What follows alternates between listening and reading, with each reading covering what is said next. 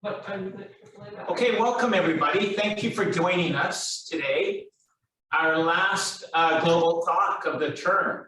So I'll have a few comments on that towards the end of at the end of our talk today. But I do want to welcome at the outset our director Oliver Schmidtka, who has dialed in, zoomed in from Germany. So welcome, Oliver.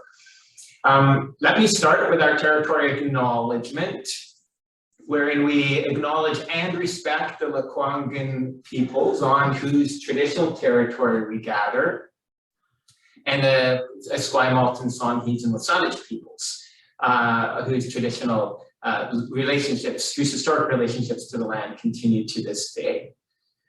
Real pleasure today to introduce Dagmar, but we also do have, I keep forgetting, the housekeeping slide as well to go through. So as you know, we'll ask that you please keep your, as you know, we're being recorded, and we'll ask you to please keep your video and your microphone muted until the discussion. And then at that point, we'll ask any of you who would like to please turn your video on, but only turn your microphone on when you want to ask a question. If you'd like to ask a question, wave to us or put a question into the Zoom chat. Feel free to use Zoom chat to make any observations or draw our attention to other links. And or you can use the hand feature offered by Zoom as well. Tremendous pleasure today to be able to introduce Dagmar. Dagmar has been at York University, where she is, get the information here, associate professor, and from 2016 to 2020 served as the academic director of the Master in Public Policy Administration and Law. Dagmar is an incredible CV, prominent in which is the fact that she's been editor, or she became editor-in-chief of the journal Refuge in 2019, one of the oldest academic peer-reviewed journals on migration. Her research focuses on comparative public policy, questions concerning legal issues around citizenship and migration. Dagmar, it's been just such a tremendous pleasure to have you with us this term. You've been a tremendous asset in the hallways, in our discussions. You've had wonderful perspectives, I think, on every talk we've had. Thank you so much for joining us, and I've certainly been looking forward all term to your talk today. Dagmar's talk today is entitled The Governance of Vulnerable Migrants, in quotation marks. Who decides? Thank you, Dagmar. Thank you very much. I will, Kayla and I were practicing this. I will share my screen when Kayla is ready. Yeah, sorry, my mouse, I think, is dying in here, so it's just very slow. So I just need to find it. Stop sharing. We were just joking about the wonderful things that can happen on Zoom. Ah, this looks better. Yeah, you should be good now. All right.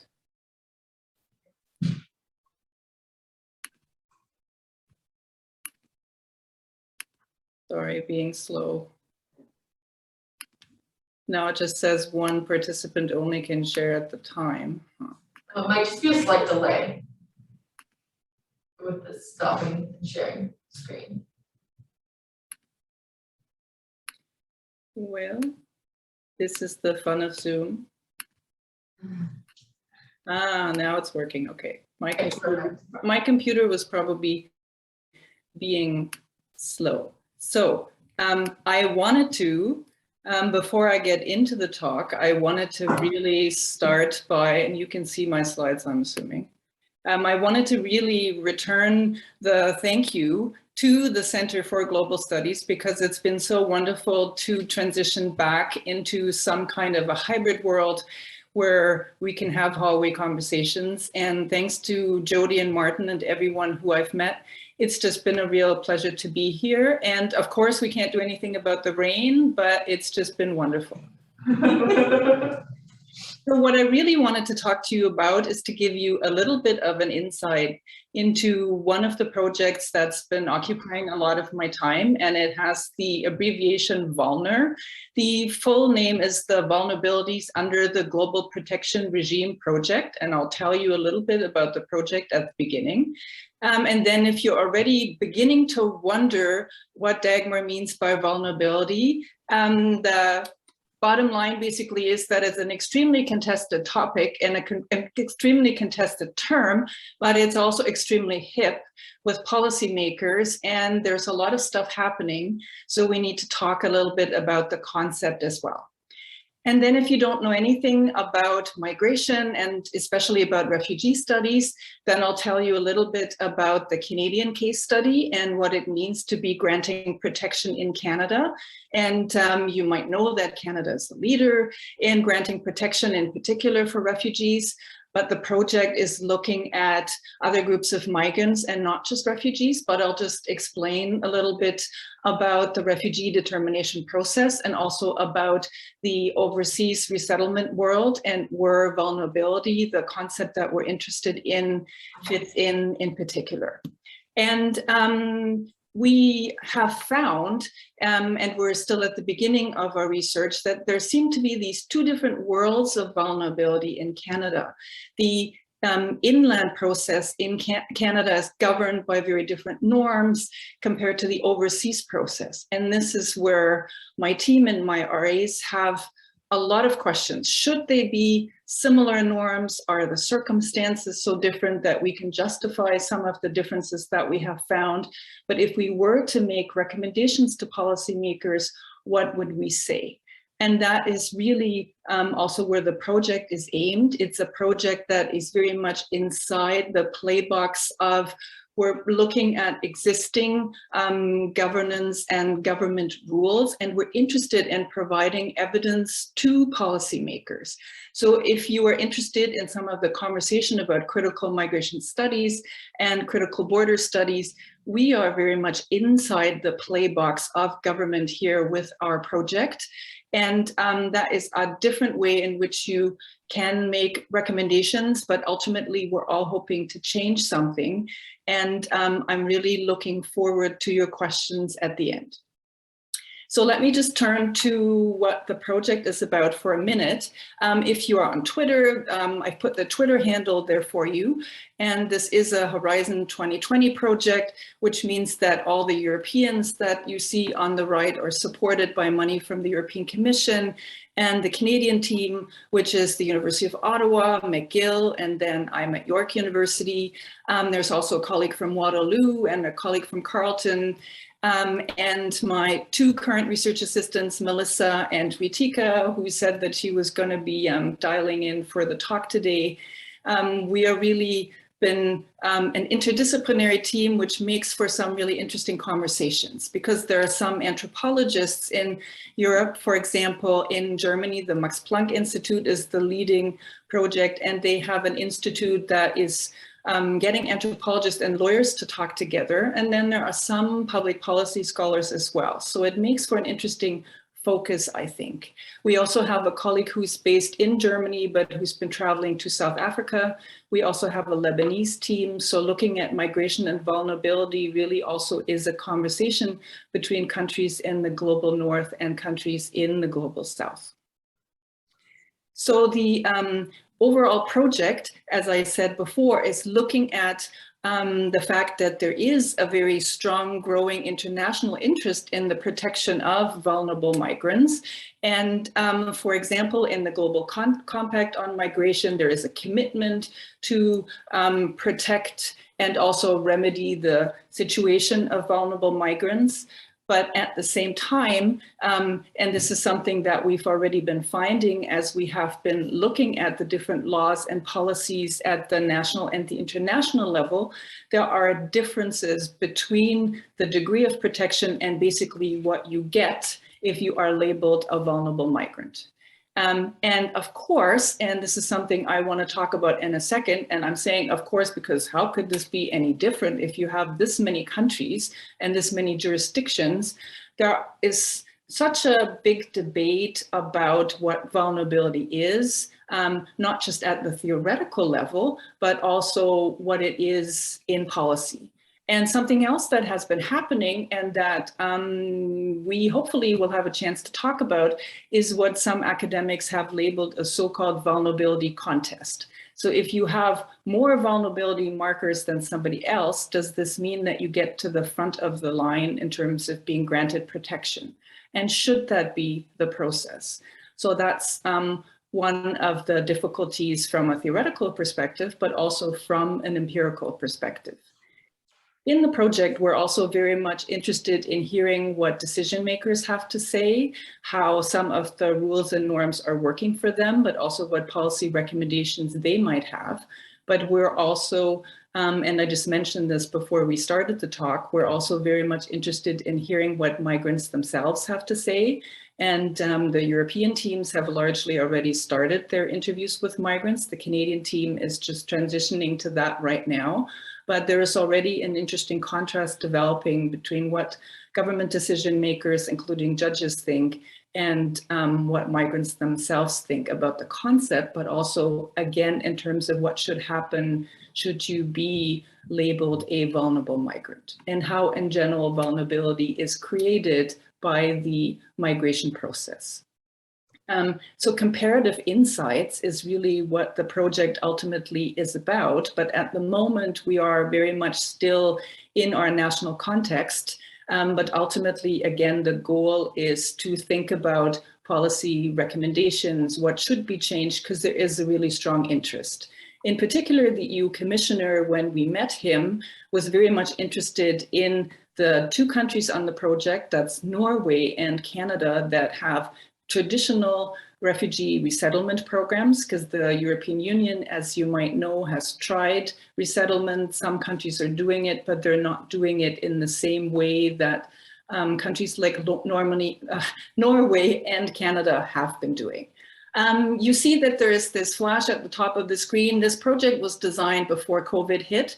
So we've had lots of discussions about vulnerability and how to incorporate COVID, because all interviews were stopped. And of course, COVID itself is creating huge vulnerabilities amongst migrants. So this has been a big challenge for the project, and we still have not quite sorted this out. So I'm happy to also talk about that in the question and answer if you're interested. We have some first results. So this is just to give you an idea. If you're interested at vulner.eu, each country has now published a first country report. Ours is the thing on the right with the Canadian map. Then there's also a theoretical introduction that the project lead in Germany at the Max Planck Institute has published. And then we have these 5-page policy briefs that are supposed to give you some of the take-home messages. So if you're interested after the talk, I'm also happy to share the links for that. So now let's get to some of the difficult stuff. So as you were listening to me, what did you think? What did first come to your mind when you heard the word vulnerability? What really is it? There's a big debate in the literature whether we should focus on innate markers, so on somebody's gender, age, ability, sexuality, whether perhaps we should focus on situational characteristics that might just be temporary. So for example, on somebody in civil war situations or on famine, or whether we should also include the migrant's journey and what vulnerabilities might be created. And that's of course very much if you follow migration issues on our mind, if we see the situation in Belarus and the Polish border. So is it also very much about groups of migrants? Does vulnerability primarily happen at the individual level? So is it somebody's religion, for example, somebody's ethnicity that makes them vulnerable? Or again, is it the circumstances? Is it somebody who is merely in quotation marks again, at risk? Or is it somebody who's already been traumatized? Very often migrants don't like the word vulnerability. They like to emphasize their self-reliance, but in the literature, there is a big contrast between vulnerability and self-reliance. And self-reliance has also been criticized as a neoliberal term. And there's a bit of the literature that's moving towards wanting to talk about precariousness. But it is, again, very much something that's contested and criticized. And there does not seem to be a clear direction, but policymaking is happening anyway. And this is something that needs to be sorted out at the theoretical level, but these markers and these hierarchies also need to be sorted out at the policy level. And then, as I mentioned at the beginning, if you throw all of these markers into a funnel, does somebody come out ahead? Is somebody left behind? And is the person who's possibly left behind perhaps the most vulnerable? Or is it the person who has the most markers, if it's an individual thing, who then gets to the front of the line? So that's also something that we, as people who care about migration, and especially about forced migration, that's something that I think everybody is worried about, but we don't have an answer to that yet. But again, the international commitment is that we need to think about how to address somebody who has multiple markers or whose journey has made them particularly vulnerable. Somebody then might say in the audience, well, aren't you, if I'm just looking at these criteria, aren't you just talking about refugees?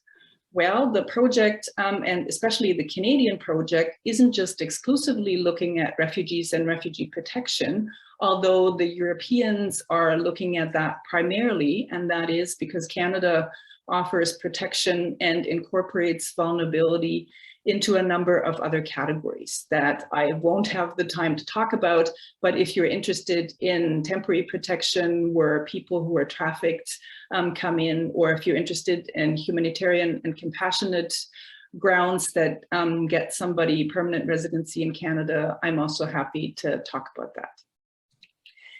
If you are not a forced migration scholar, and that's the great thing at the Center for Global Studies, there's so many conversations that happen. I thought I wanted to just remind you who a refugee is, and there's a big colonial literature about the limitations of the core definition, but just as a reminder, it's someone who's been forced to flee his or her country because of persecution, war, or violence. And the big criteria here is that they must already be outside of their country of origin, and so they must be able to leave.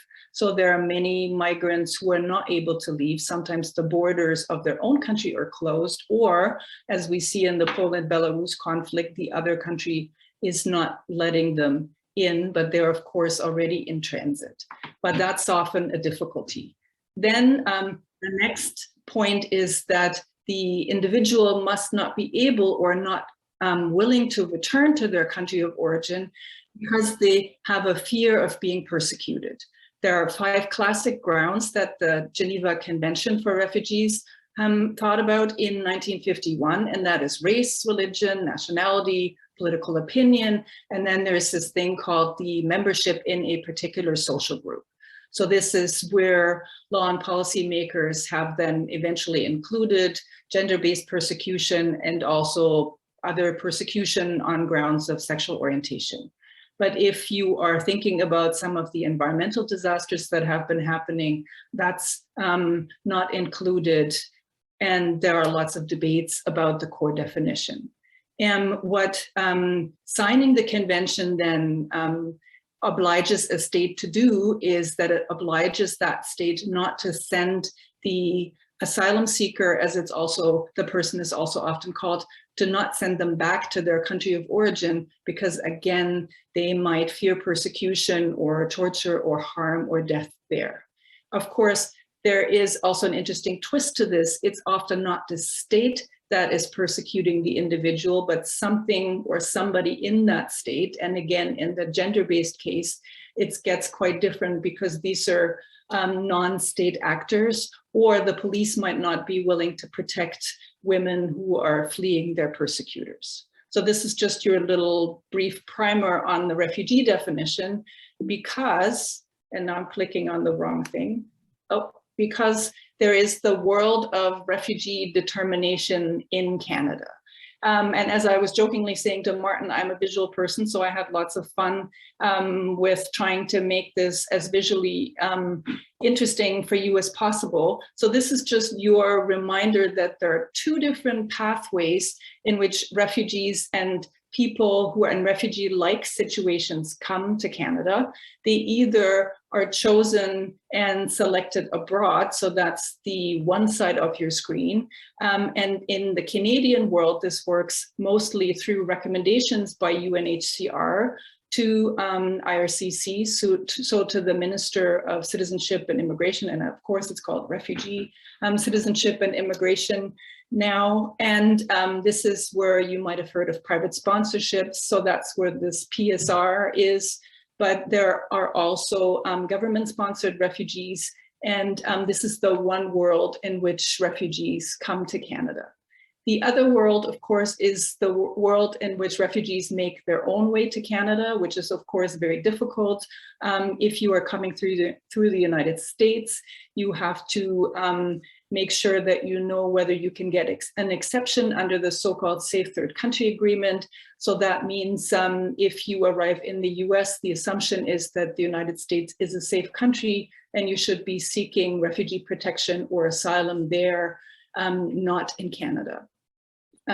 If you are able to make it to Canada otherwise and you're considered eligible by the CBSA, the Border Service Agency, then there is a hearing in front of the Immigration and Refugee Board, the largest administrative tribunal in Canada.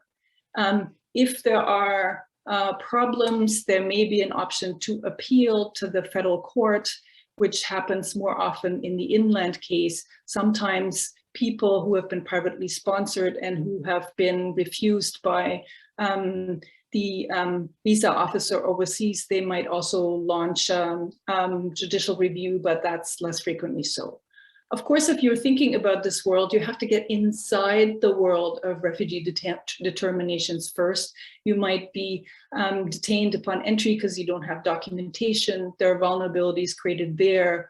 Or if you don't make it, you might be deported, and we could talk about this in more detail. But this is the basic process, and Canada plans for this process. It plans for how many people might arrive at its borders, and then it plans a certain intake as part of its overall immigration intake when it comes to refugee resettlement abroad.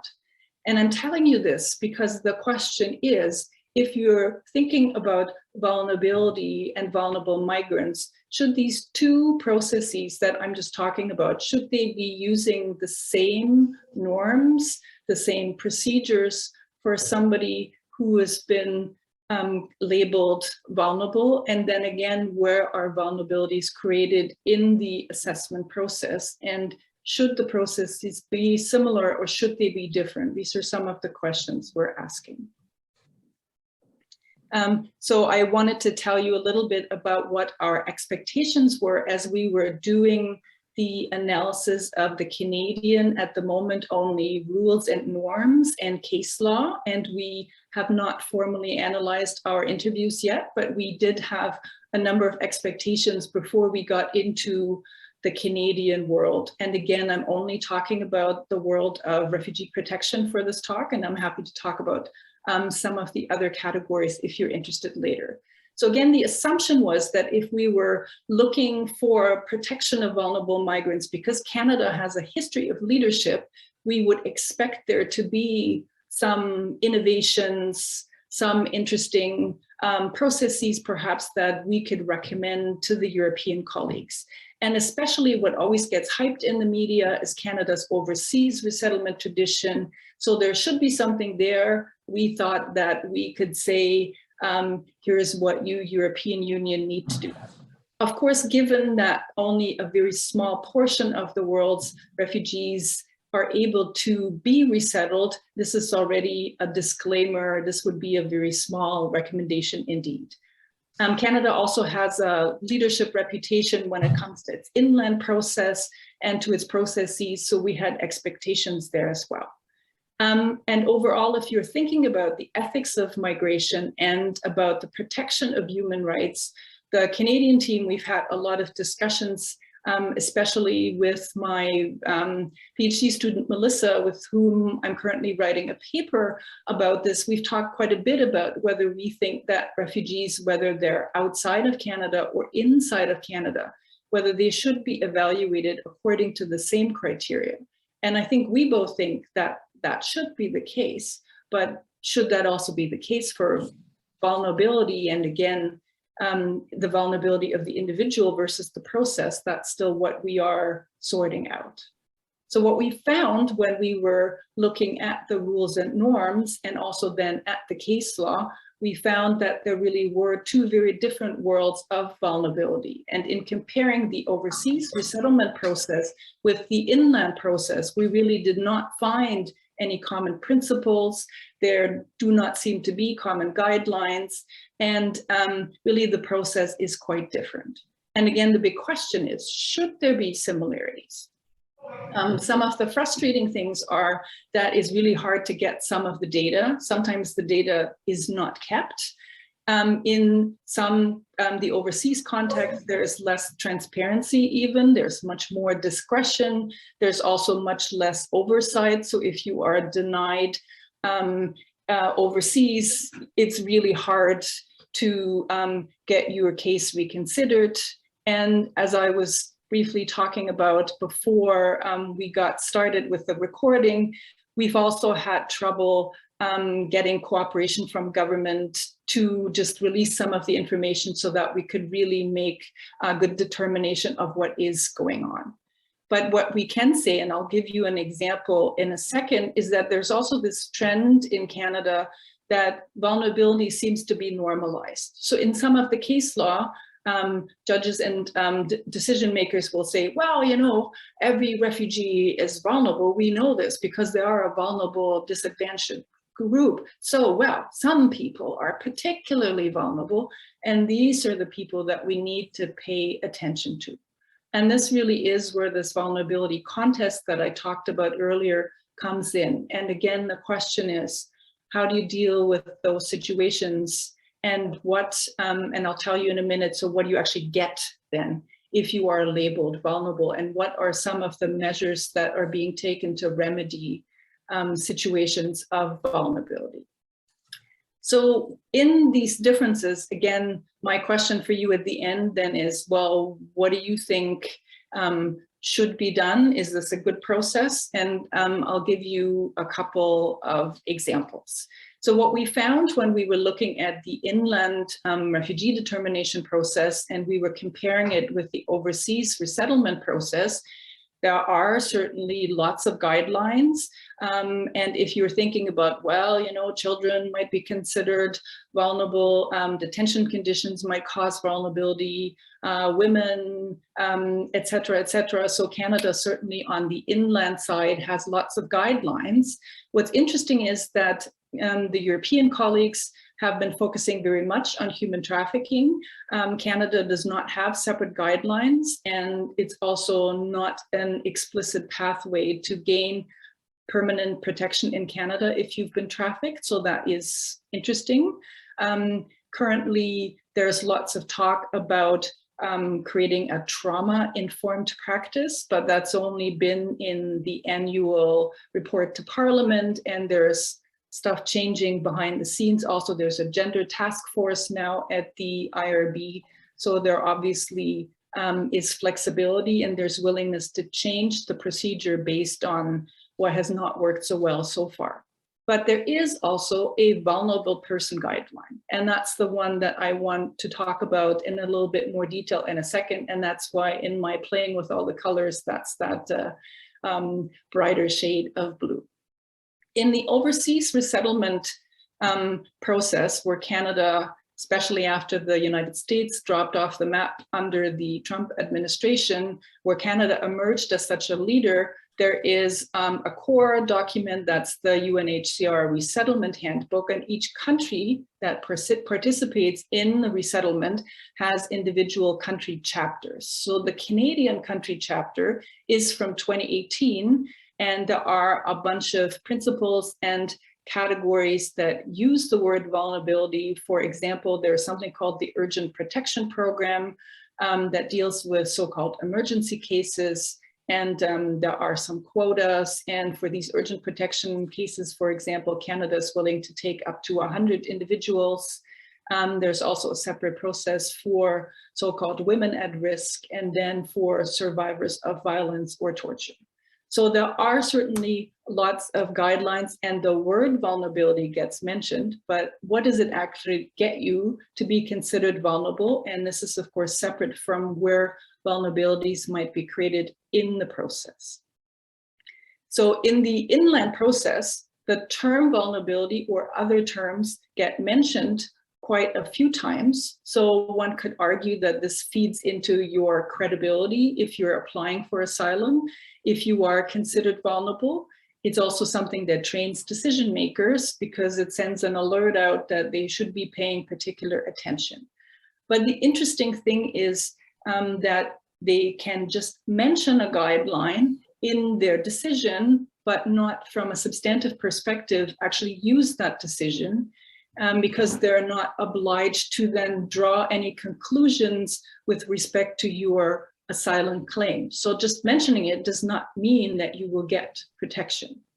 There are some procedural accommodations, and this is where a lot of the debate is in the inland process. So if you are considered vulnerable, the order of questioning might change. You might be in a different room. You might be assigned a different judge. But there is a very high onus for some of to get some of these procedural accommodations, and the threshold overall in terms of being designated vulnerable is very high. The one thing that you may get, for example, if you have mental health conditions that makes it hard for you to testify, or this is also something applicable for children, is that you might get assigned a designated representative, so somebody who will speak on your behalf. This is also not that straightforward, but it is definitely a get if you are labeled vulnerable. What is interesting, and an interesting contrast to the overseas process, is that you don't really get any faster processing. Only children, in the guideline for children, does it say that these cases should be prioritized. And we were just in the interviews of migrant participants that we just started, one of the participants was saying, well, I waited for 3 years, and that was the most excruciating way to know whether I was going to make it in Canada or not. And really, it's surprising that faster processing is not something that you get if you are labeled vulnerable, because clearly it was making, it was putting a great toll on the individual. And that's also classically known in the asylum literature, is that the wait is really taxing. If you're in detention and you're considered vulnerable, and not everybody, surprisingly, is considered vulnerable who's in detention, then this might get you alternatives to being detained. It might also get you an earlier review of your detention conditions. So these are some of the things that you get. And again, I'm putting quotations marks around this because this is something that we can discuss in the inland asylum process. In the overseas process, it's much less clear what the gets are, because UNHCR does the screening, there is a screening tool, and then you might get invited to an interview with an overseas visa officer of the government of Canada. But what kind of accommodations are granted, at least if you look at the policy and procedural guidelines, nothing really is mentioned.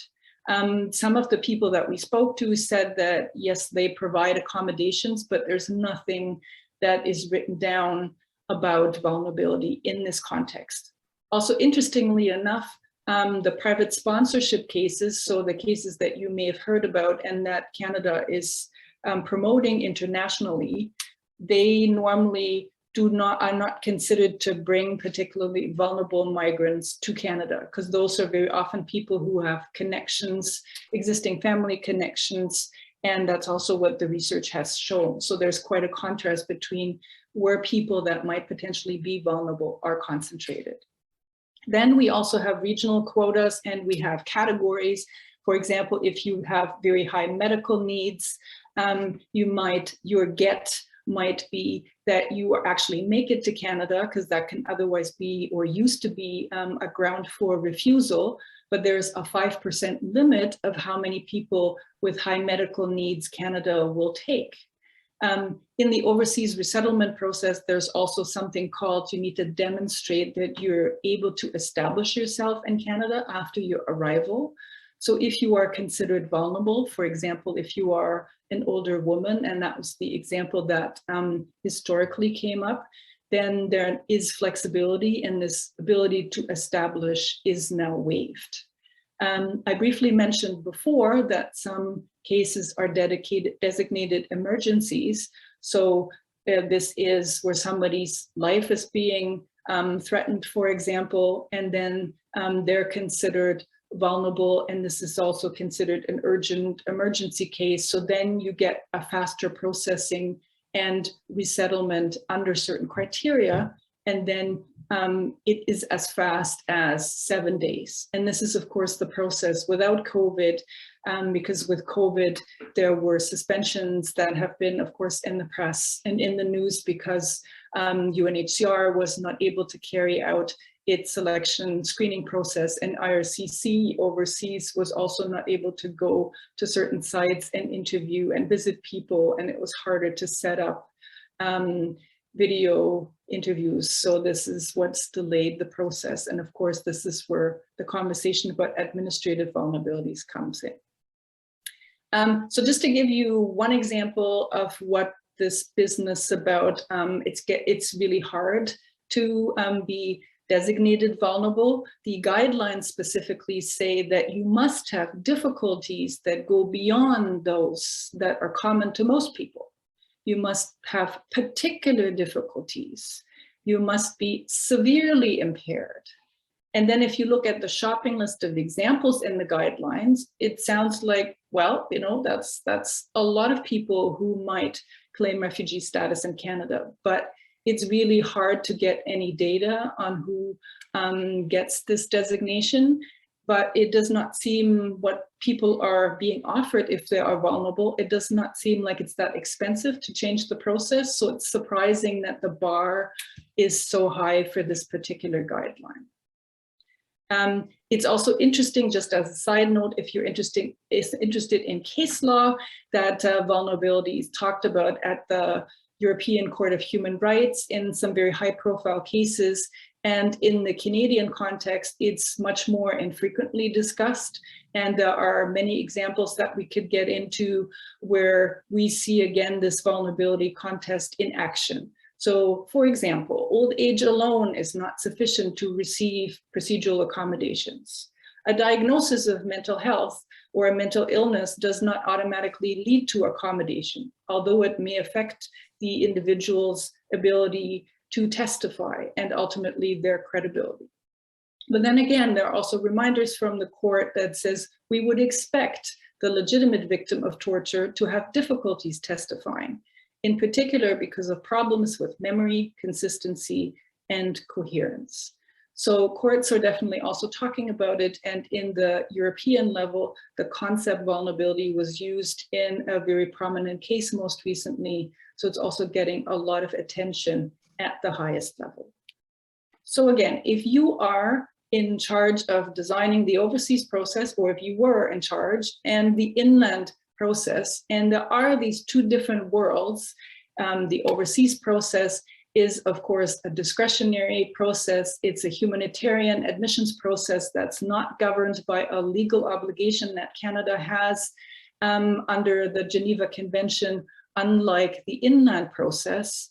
And yes, overseas, it's very much about physical safety. People should only be resettled if there's no alternative for them closer to their country of origin. How would you then deal with cases of severe impairment or trauma, and what ultimately should you get? And what is really left out of the conversation of vulnerability? Those are some of the questions that we are trying to resolve at the moment. What some of the European colleagues are talking about is that vulnerability should not just be about correcting imbalances. I'm sorry, I can't pronounce this very much. but it should also be about positive obligations. So states should think about what might the individual need once they come to Europe or once they come to Canada. Do they need special counseling service? Do they need maybe special help finding a job, et cetera, et cetera. This already happens in the Canadian context with some of the resettlement cases, but it does not happen with the spontaneous refugee arrivals. And then I've talked a lot about these administrative vulnerabilities that are created by all the procedures that states are putting in place. So they're also not talked about at the policy level, because that's a given that we've externalized our borders and that asylum processes have become securitized. Interestingly, and I'm almost ready to close here because I really want to hear your questions, is that the group that the Lebanese team, for example, was talking about that seemed for them to be the most vulnerable were young refugee men, because they were the most subject to treatment by security forces, and they're often not talked about in the literature because there's a stereotypical way in which we envision an individual to look like who is vulnerable. And that's also something that we've been finding as we've been interviewing people, is that there is a big pause when you ask for what somebody has in mind, and it's we see them, like we know them when we see them. And that's of course also problematic because that ultimately will leave certain groups out. Okay, so this is just a small insight into what's going on in this sprawling 3-year project called Vulnerabilities Under the Global Protection Regime. I hope that you've gotten a little bit thinking about this concept of vulnerability, because it is a concept that's popular with policymakers. It gets used a lot, it gets used by judges. So again, it seems to be fairly hip, but there are significant problems with it from a theoretical perspective. Migrants themselves aren't particularly enamored with it. I think they like at risk better, because there is this victimization image that I think many people who've made it this far in their journey really resent. But where should we go conceptually, and also at the policy level, what should be happening? In terms of the leadership that Canada is perceived to be offering, I think we're not sure, and this is something where we have to see what the other teams have found, what really it is that's making Canada so special when it comes to vulnerability. I'm not sure, given all the overwhelming guidelines that we see, and then the lack of transparency on the overseas front, what really the takeaway message for Canada's leadership in this area should be. But what is, of course, interesting is that there are these two different worlds, and the question is, should we take these two different worlds as a given, because one is an obligation and one is our humanitarian leadership, or should the norms and rules that govern these two worlds be more similar, and then what should they be? And again, I think it's important to work on establishing evidence-based policymaking, and it can be really hard if government decision makers are not willing to let academic researchers in. So it's always wonderful to engage in conversations with people that are willing to change. Governments often have their own evaluation units, but I think outside perspectives are so important, because comparative perspectives sometimes nudge countries in different directions, and that's really what the project is trying to establish. And it will be interesting where we will go with this. So I've got lots of data if you're interested, but most importantly, I am ready for your questions. So I'll stop my screen sharing. If you want to see some of the numbers, I have a few slides that I can show you if you like. Thank you very much. Thank you so much, Dagmar. Thank you so much. So please, if you have any questions, Kayla will help me monitor the chat, but also please put your hand up or wave. Oliver Schmidt, why don't I turn to you? And I should say that I'm going to run down the hall like we agreed, so give me a minute to arrive over there. Right. Thank you, Dagmar. Thank you. Oliver, I'll ask you to just wait for a second here. And Dagmar delivered the talk by Zoom in her office, but she'll come and join us in our room.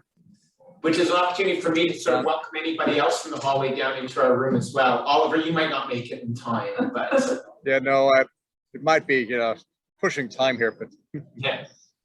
Oliver, nice to see you. Thank you for joining us. no, I hope my internet connection is stable enough here. I'm in between two trains, so hopefully, I can stay with you for a bit more longer. I mean, I know we don't have any control over these things, but I think it's bad timing, isn't it, that Dagmar was here when you were on leave in that sense. But, yeah, no, that's all right. Yeah. There she is. There she is. Okay. Yeah. A win for me. Okay, Oliver. Yeah. Dagmar, first of all, congratulations. I think what a timely and important subject, right? You must get a lot of attention given what's going on at the moment, with all the pushbacks in Europe and, in general, in Europe, how do we move towards a common European approach to asylum, and then the transnational potential for learning in this tricky and sometimes very contested policy field. So I'm really looking forward to, what you're going to find out, in particular the transatlantic comparative lens. When we started discussing before your talk, you briefly said that Canadian authorities, probably that you tried to interview, were not so keen on getting back to you and being, very open about their practices. And that, maybe can you comment on the one hand, Canada seems to be such a leader in this field, and Canada's relatively generous refugee policy could be a source of pride and willingness to share and best practices, right? But on the other hand, there seems to be quite some reservation. Do you have any explanation for this? And you stopped with this as well, because I got this quite a bit as well. Question: is there really some good ground to say that Canada is an international leader in terms of refugee resettlement? Clearly, the numbers, of resettled refugees through the UN system is quite high in Canada. So there is clearly some leadership shown here. But in general, how do you see this claim that Canada seems to put forth since the Vietnamese boat crisis? Really, that's it for me. Thanks. Of course, I realize now that I can't show you the numbers, you being the audience, because my computer now is in my office, but because I didn't run down here with the computer. But so on the Canadians, I'm still trying to figure this out. So part of the reason is, of course, that we're all busy, and to let somebody else into our world seems for some people like a waste of time. But there is, I think, also the fear that you might not look so good because you never know what academics are going to say. And it's quite inconsistent because there are some government bodies that have been very interested in collaborating. So interestingly, the Ministry of Immigration, Refugees and Citizenship has been very interested. We've talked to quite a few visa officers overseas that were very passionate about the topic. But I think, not surprisingly, perhaps CVSA is more cautious. And so I think there's something about bureaucratic cultures. My colleague, who's the lead of the University of Ottawa team, was frustrated because she had to fill out this really long questionnaire and then was told, no, we've decided not to talk to you. And so I think it's I don't know, I think this is really, it's just unfortunate because I think it's a lost opportunity, and but maybe we also haven't made the case as academics why our research can really be of help and to them in their decision making, because I think we have a bigger bird's eye perspective, and I think that's important. And because there is something also that's nudging governments to keep better records and to be more transparent. So I was really surprised that there does not seem to be any data on how many individuals are considered vulnerable and are given accommodations under these guidelines. Maybe it's also a lot of data keeping, but the data also keeps changing. So that's something that governments have, if you've been reading the German literature, have also been, I think, shamed into doing sometimes. The Canadian Auditor General is very good in getting governments to be more transparent. So there is still, I think, a weird discrepancy between the world of academia and the world of policymakers, where the value added, I think, needs to be demonstrated.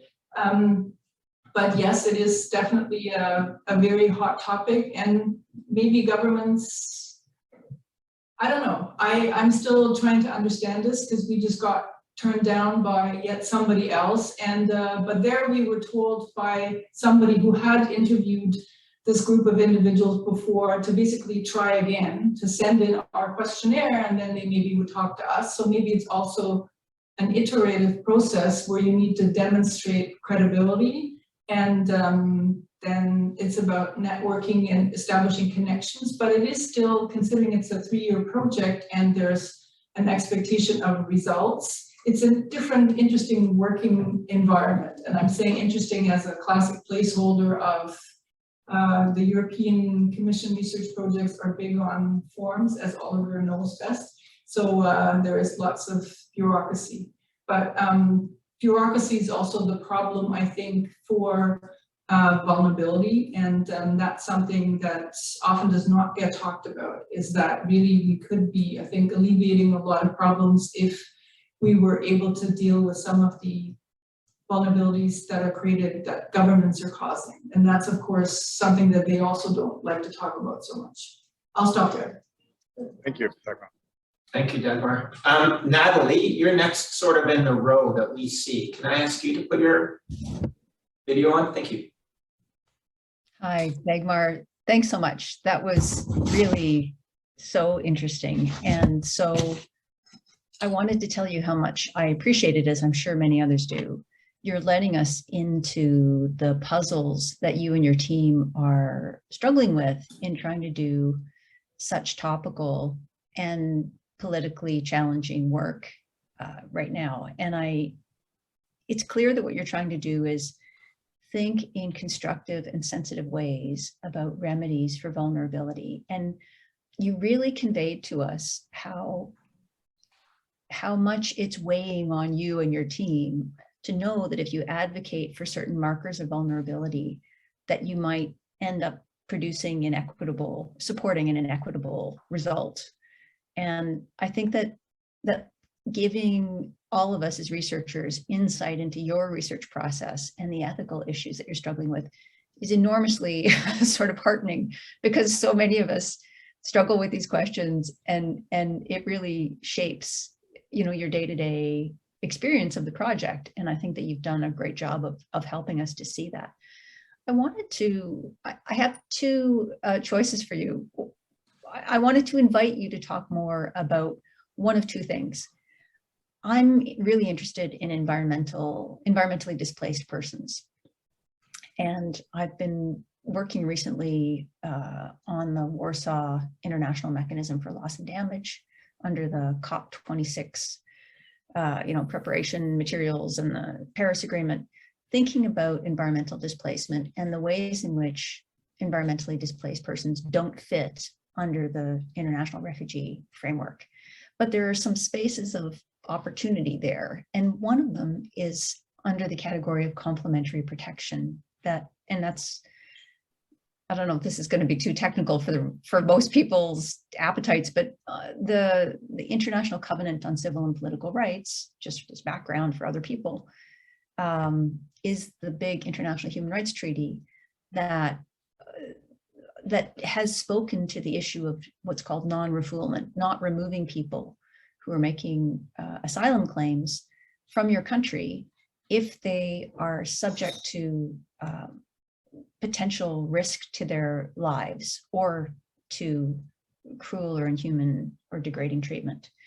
So there's been some movement at the level of the United Nations, the committee that oversees this treaty, on the question of whether climate displacement, endangerment to people because of the conditions they're living under because of climate change, whether that could be a category that would be that would prevent countries from removing refugee claimants or asylum claimants. So I'm interested in whatever you might like to say about complementary protection and whether you think it is evolving to allow for environmentally displaced persons, and the issue of, I think it really speaks to the issue of vulnerability. So I'm interested in anything you might like to share about that. Thanks. This is, of course, and we've talked about this in the hallway quite a bit, so I'm just hoping that we can continue that conversation. because it is, of course, so topical, and it is challenging because very often we think about environmental displacement as something that will just go away. And if you're looking at Haiti in particular, then the assumption is, and this is the American policy assumption, again, I'm using my favorite quotation marks, and there's also a we, as in we in the countries where people then come to. So people that have been displaced due to earthquakes in Haiti have then been granted temporary protection in the United States. And the assumption is that, well, at some point, this environmental disaster will go away and people then can go back. And that has also been the case for a number of other environmental disasters. Is that, well, because we don't see this as identical to somebody who's fled their country because they're persecuted, therefore we assume that this complementary protection that Natalie was talking about should just be temporary. And that's also the way that some people conceive refugee protection to be. It's basically the, well, once the war in Syria is over, or once conditions have settled down in Afghanistan, then of course we assume that you would want to go back home and that you want to continue your life there. But of course, after the war is over, can be like 5-10 years later, and maybe your life has changed completely and you don't want to go back there, or perhaps things are still not settled. And that the parallelism that Natalie was talking about is really, it's very often the same for environmental displacement, is that the assumption is you would want to go home, but home is not looking the same anymore, your life has changed. So I always think there should be an argument made that there should be a complementary protection stream that then also leads to permanent protection and also permanent residency as an option if that's what the person wants.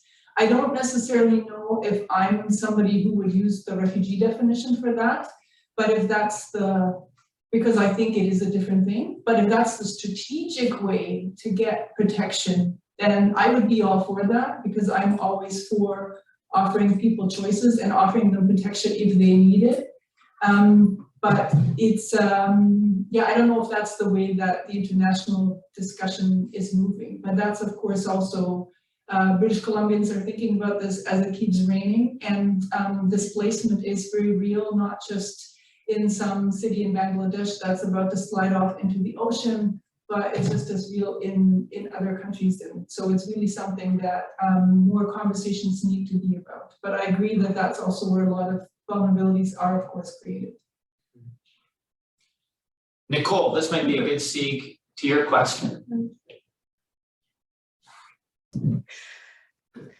I feel like the three of us should probably have a coffee or something. So hi, Daimor, thanks. That was really very interesting. I am working on a PhD dissertation on the intersection of climate change and human mobility, so kind of maps onto what Natalie was asking, but my questions and my comments are kind of a little different. And I guess so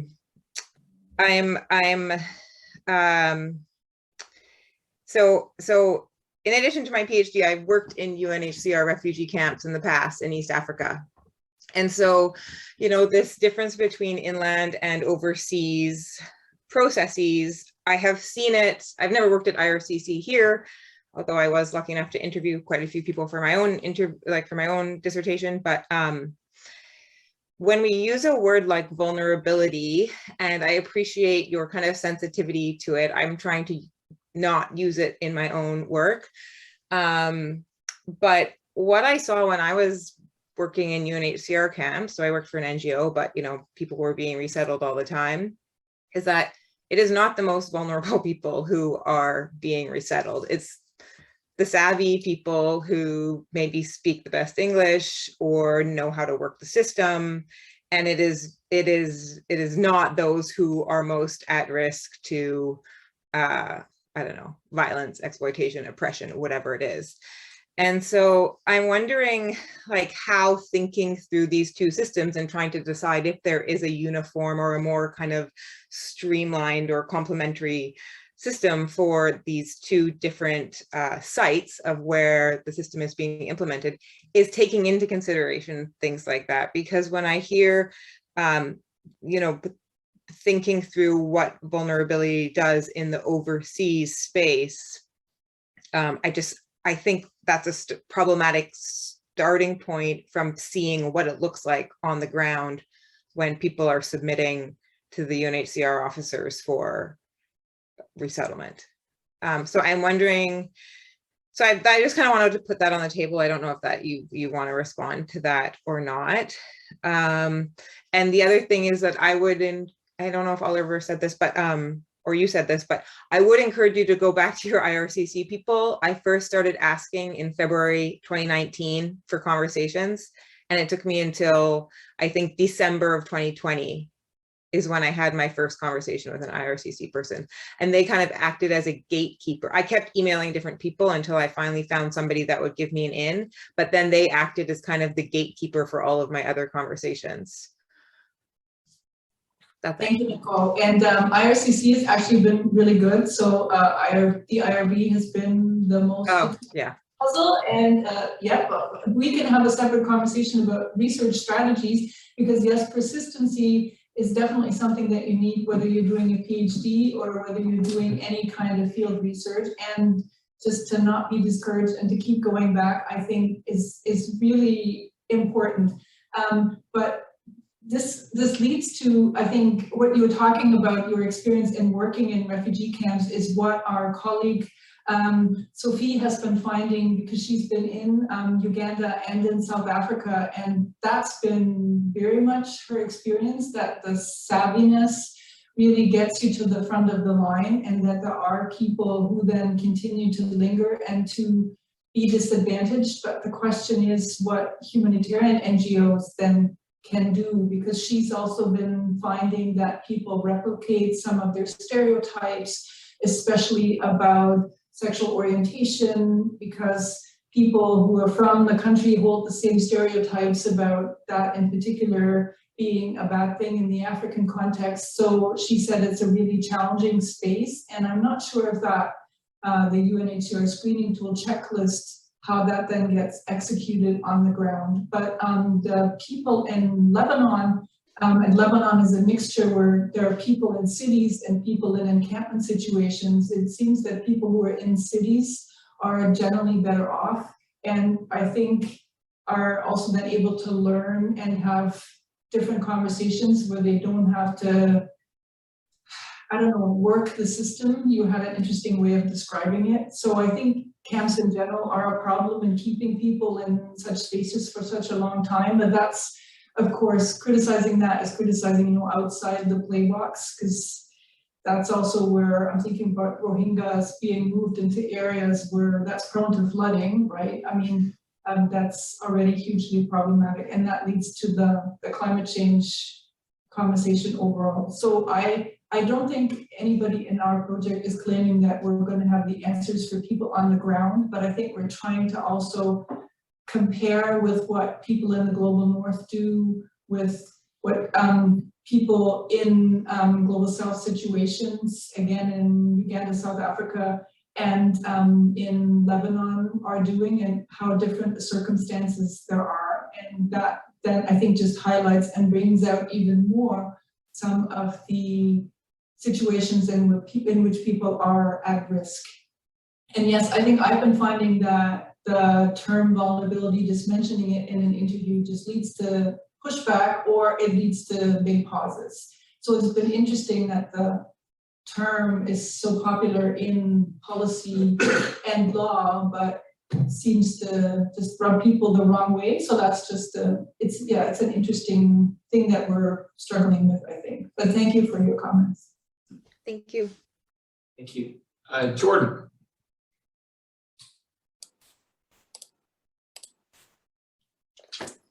Hi, Dagmar. Thanks for the talk, and I'll just join others in, thanking and congratulating you for such important and relevant work today.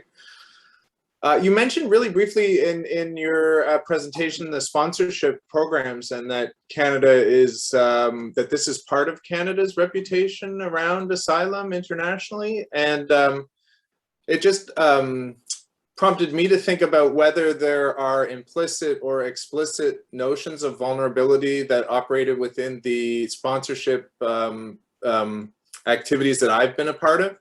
where, for example, groups are seeking to fundraise or even, in a sense, prioritize among candidate people for sponsorship.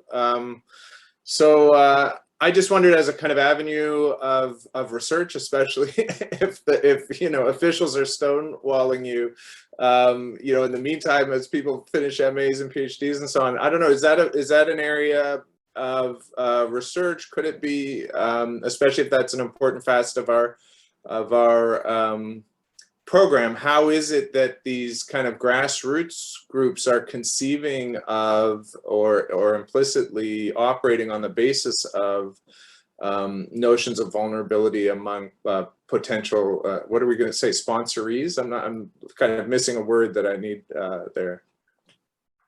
Sponsorees, yeah. I don't ask like the English as a second language speaker what sponsorees sounds strange to me. But the person who's going to be sponsored and who will be the new Canadian very soon. So private sponsorship, Jordan, is, I did not know, and I came to this project because I wanted to learn more about resettlement. So I did not know that private sponsorship has the reputation of being mainly for people who already have connections to Canada, who usually have a better educational profile, and there's lots of work on resettlement now, especially after the large group of Syrians that is coming out right now, on the difference between government-sponsored individuals and privately sponsored individuals. And the IRCC people that we talked to said, well, that's not where vulnerability plays a role at all.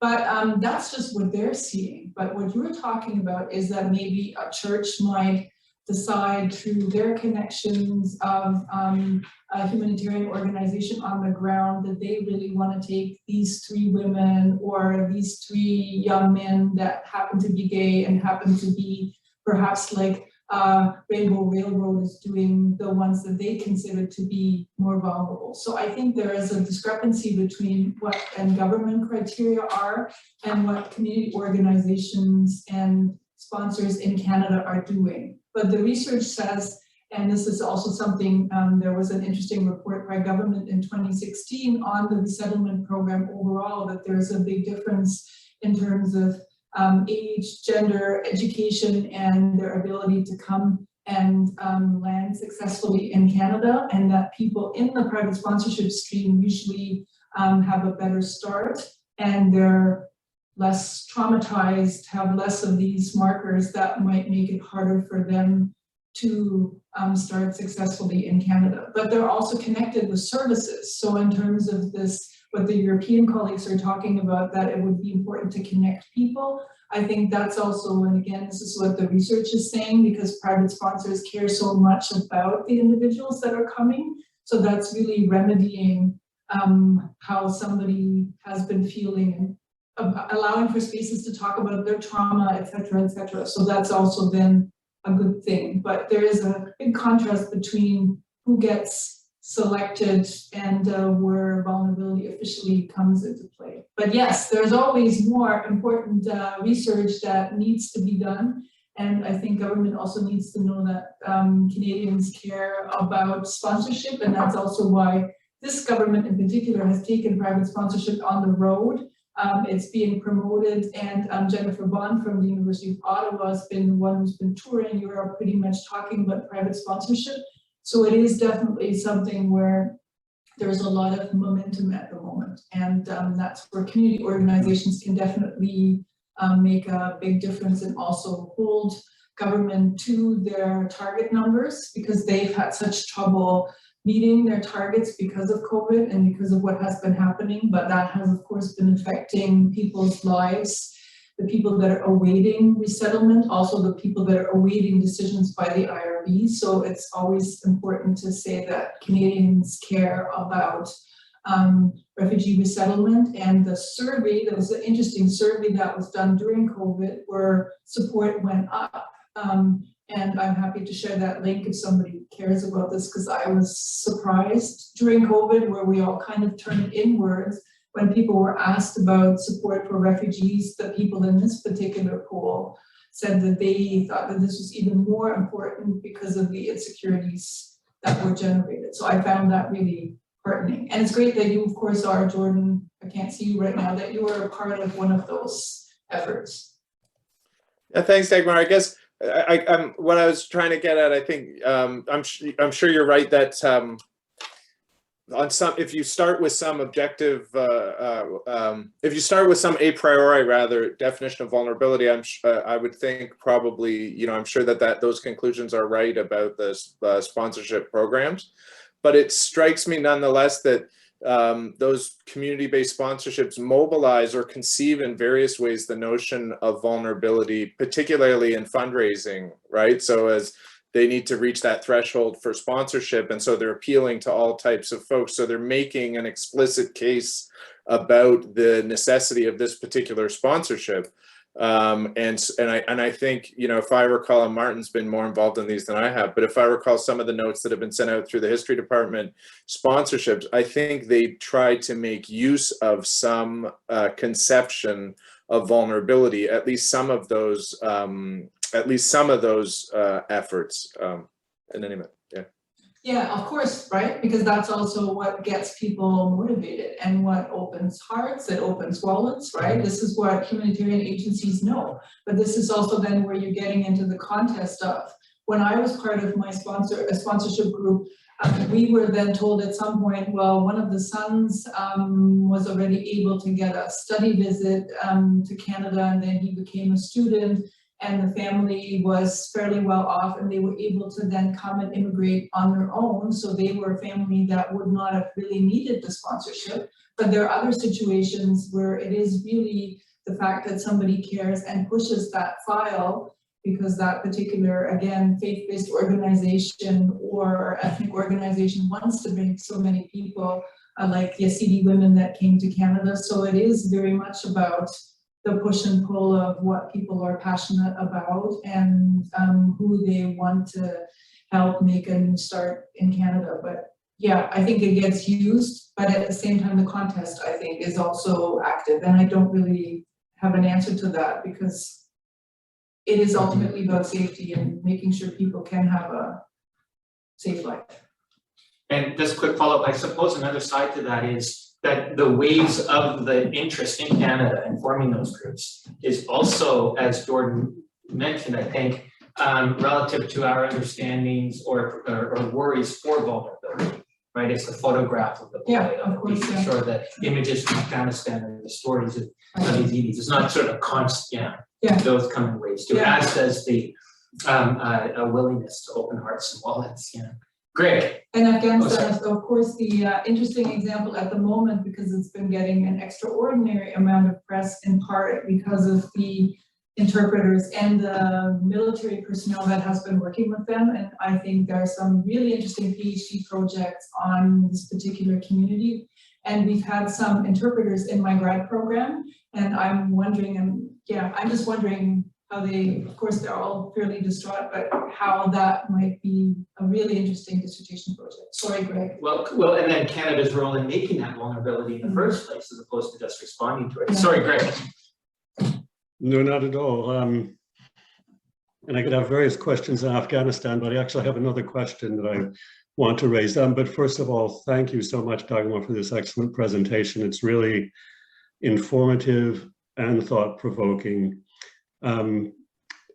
And on the informative side, one of the things that sort of is really most interesting for me is the way you've shown the diversity of standards for treating people in different situations by different bodies. And I think you said in passing something that I'd like you to spell out more if you want to. You said that you and Melissa, I believe, thought that it was a good thing, an important thing to have a unified set of standards, I think across the inland and the overseas categories. And can you just lay out for us a little more your thinking about that? I'd appreciate that. That's an excellent question, Greg, because that's in part what we are struggling with as we're writing this paper. So I have to just emphasize, since Nicole is here, and so there might be some people who are familiar with the refugee definition, that Canada does select people and recommend people overseas who meet the Geneva Convention definition.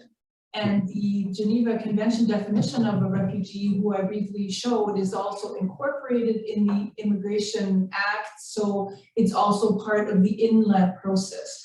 So there are people on both sides of the Atlantic who are chosen because they meet the definition. So there is already that degree of sameness. They're not chosen under the same processes. In the overseas process, UNHCR makes that determination. And then the Canadian visa officer can accept that person, or they can say, well, no, I don't think that they meet Canada's resettlement criteria. But there is the sameness, and my fingers are doing the, I talk with my hands, there are sameness that's already going on, but everything else is different. So the interview process is different.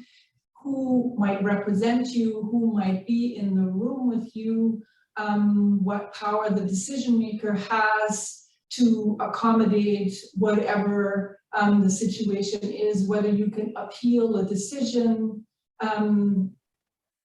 There are just so many differences. And you may know that in the 1990s, there was a interesting yet controversial report that recommended putting the inland and the overseas process under one government agency, and basically making, this is the Not Just Numbers report in the 1990s. So that was the only time where everybody went, oh my God, that's such a drastic, radical change, we're not doing this.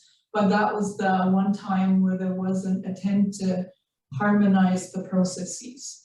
And I guess I can see why there might be more need for discretion overseas and in Canada, yet at the same time, what worries me is really, I think, the lack of reconsideration options overseas, because people overseas, as Nicole pointed out, don't often have an advocate. They're often waiting in an encampment situation, and the organization in Canada, if they're being sponsored, like Jordan was talking about, is far away.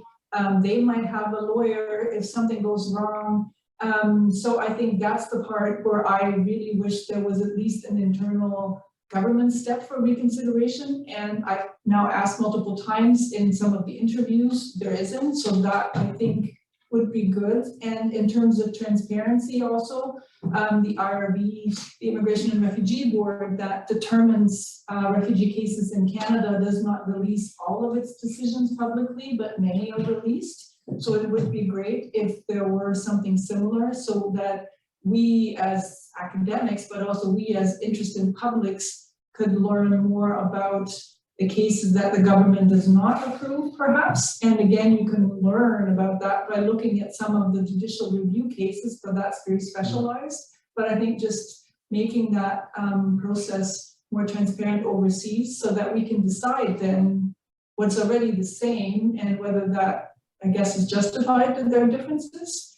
That would be, that's not really, I still don't have the answer, Greg, so I'm still struggling with this, but I don't know what the logic would be for differences in both processes, but I'm always for reconsideration and transparency, I guess, unless there is a real security reason why you don't want to endanger that person's life, if you reveal too much about them, or their national security considerations because they were an informant for the government of Canada, or whatever the situation might be, right? Why you might not want transparency. So I can not an answer. No, that's a helpful answer, and I can see that bureaucratic inertia or differences in bureaucratic culture in different parts of the government might come into play, but and changing that, as in the 90s, I'm guessing would have been a problem. But in terms of the advantage to be gained, there's just the meeting a basic criterion of fairness. that there's the same sort of judgments that are being applied to people in different situations. That itself might get some bureaucratic resistance, because it might be that people making the decisions don't want to have the fairness of their decisions judged by the general public or critical academics in particular, but within governance issues, fairness should be a basic criterion, right? So, yeah. The other worry, of course, is that if you were to merge the two processes, right now, the Immigration and Refugee Board is an independent administrative tribunal. So unlike in the United States, it's harder for government, but not impossible, to interfere in giving directions. In the United States, and I just listened to a talk about Canada and the US, so this is why this is still very much on my mind. Some of you might remember that Jeff Sessions, as the Attorney General, declared that people who were fleeing gang violence situations and also gender-based violence in Middle and Southern America were not eligible for refugee status in the US. And to do this, he did a technical thing. He acted like, you know, he overturned some precedent in the courts, and thereby influenced jurisprudence of the American counterpart to the IRB. So there was a much direct political influence to how they could make decisions. And so the worry is, if you were to harmonize the processes in Canada, that then governments would be able to influence, and this is already possible, so you know there could be a side conversation we could have, but it's harder for the government to influence what happens at the IRB in terms of decision makings right now. So there are and this is the fairness argument again, you know, it's weighing the two norms and values there very much. right, thanks. That's an important consideration, obviously. And I don't think anybody's talking about merging the two, but of course I think if you do the comparison between these two very different processes, then at some point in, like, I love history, as Jordan knows, then you arrive at this, oh, well, they actually talked about this in the 1990s moment, but nobody wanted to do it, maybe for good reasons. But it is still, I think, interesting to compare the two and see what the differences are and whether we could learn something on the other side and then arrive at a better process. Mm-hmm. Thanks.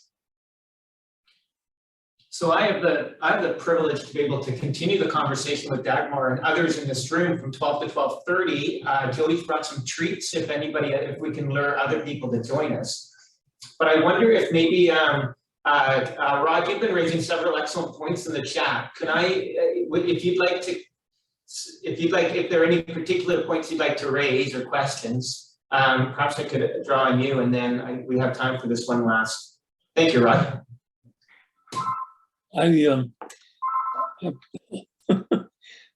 Ignore that. I will not try to go through the things I've been saying here. I found the discussion very, very interesting, and it introduced me to the awareness of these two totally different processes. I'd never thought of this before, so it's been very insightful for me. And I just want to thank you for that. There are lots and lots of interesting questions. The one point I was musing about that I did comment that there seem to be such interesting human rights considerations as you look either at the question, are we as a community going to accept an individual as an entrant and a member of the community, and that's a distinction which in some ways seems quite distinct from, that's a decision which seems quite distinct from the question with somebody here in front of us, are we going to force exclusion? And I suppose there's both philosophical reasons for those differences, but just also the fact that you are looking at an individual in person as you decide on deportation from somebody who's here, rather than the decisions that you're making at a distance with a denial entry altogether. So anyway, interesting set of observations and great research project you have going there. So thanks. Something that I was thinking about, thank you very much for the comment, is that Canada's always been hesitant to admit people who seem to have high needs. And again, you know, my quotation, my finger is that I have been going up the whole time, go up again, because that's also a very European conversation. Will the person who have a lot of healthcare problems, lots of trauma counseling, they of course will not be able to as quickly make a contribution in Canada, right? Because obviously if somebody's gone through so much, they need to take some time for themselves. And of course, somebody has to pay for the counseling, the healthcare, perhaps their family, that they also come and are a comfort to them, or that they're able to get all the attention and the care, and that can be expensive, right? So that's also why Canada has historically had this, will they be able to establish themselves criteria? And then I think the human rights norms that you've talked about, then that changed, and then the argument was, well, really there are some people who are disadvantaged with this establishment criteria, and we shouldn't be excluding them, because then we're just isolating some people who really also have the right to safety, the right to continue their lives under different and better circumstances. But I think that really remains in that realm of discretion. And as I briefly mentioned, Canada also has put quotas on how many people it's willing to take if the medical needs are very high, or how many so-called women at risk are being considered. And that also has to do with whether there are communities and organizations in Canada that are willing to help the person.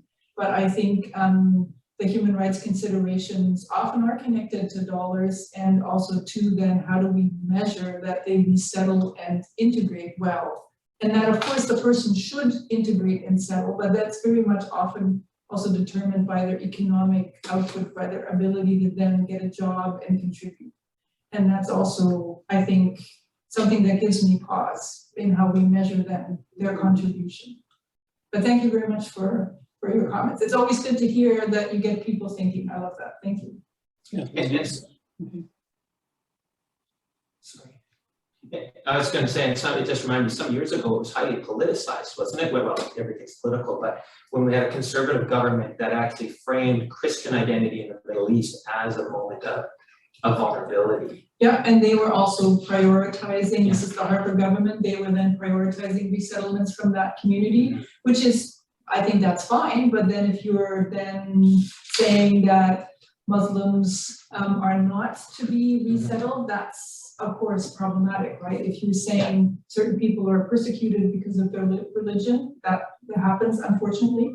But the flip side is the troublesome side, and the Harper government was politicizing that very much. And it can be part of a larger discourse that would make those communities more vulnerable. Yeah, of course. But sadly, we've run out of time, but please, I welcome people who can join us to come. In the minutes that remain, a number of thank yous. This is our December already. It's our last global talk. So first, thank you. Let me thank Dagmar for just a wonderful talk and an excellent talk, and thank all of you for once again an excellent conversation, a wonderful audience. I want to thank a few people in particular, including Dagmar, because her time at the center is coming to an end, sadly, in the next couple of weeks. Yes. Possibly. Well, okay. Well, possibly, yes. And Jordan too, who's been our visiting faculty fellow for the term, and thank you, Jordan, for all of your contributions this term as well. It's all of you, but in particular here at the CFTS team, Jody, Kayla, thank you so much for all that you've done over the term to facilitate the global talks, which is, of course, we're very grateful in any year, but this year in particular, as we've been negotiating these various uncertain COVID protocols, it's been particularly challenging. So thank you so much. With that in mind, you know, I wish I could announce a different process going forward in January, but new uncertainties are continuing. So we'll continue in January to try to press for more in-person gathering, but of course also listening mostly to public health officials, and being very understanding of people's own comfort levels. So wishing you all a restful break, and very much looking forward to seeing, to regrouping in January with the global talks. Thank you, everybody.